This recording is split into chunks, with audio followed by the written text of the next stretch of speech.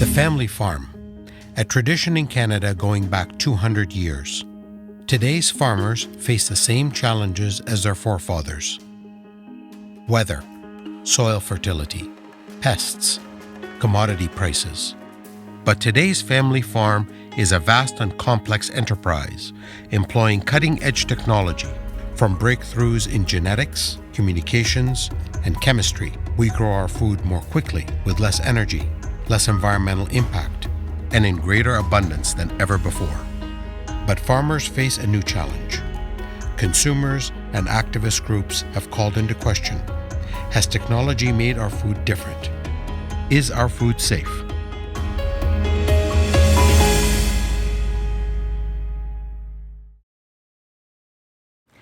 I am worried about the pesticides in our food. I'm worried as well that even if you buy organic, it doesn't really mean organic, because I think that pesticide use is so widespread that you're getting food that's affected by pesticides even when you try to buy organic.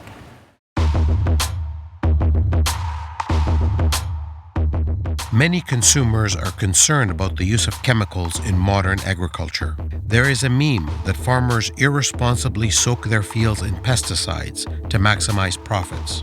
Activists say that harmful chemicals build up in the soil, get into the food supply, and are causing a spike in cancer rates and other diseases.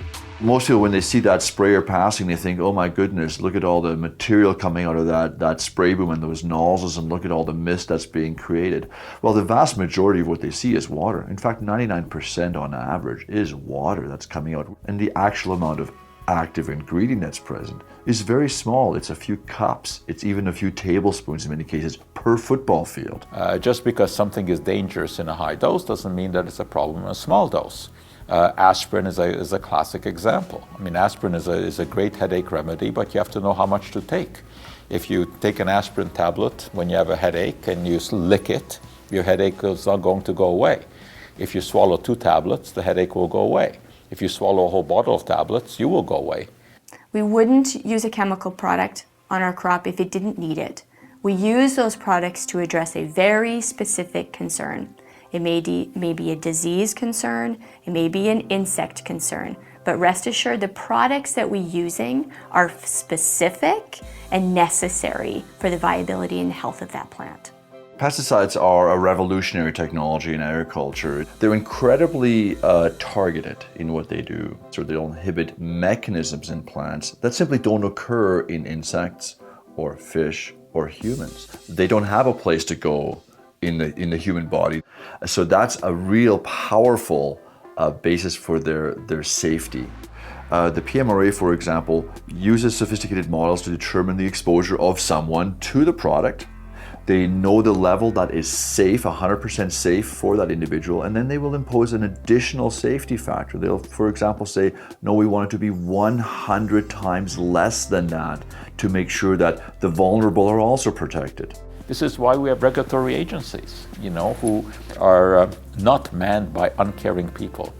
They're good scientists, they do good work, and their job is really to protect the public, not to undermine public health.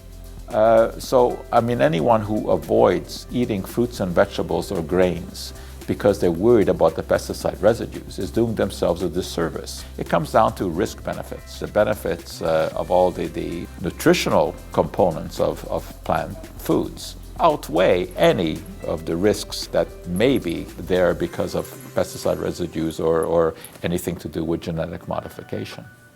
Just because someone is a conventional farmer doesn't mean they're not also an environmentalist.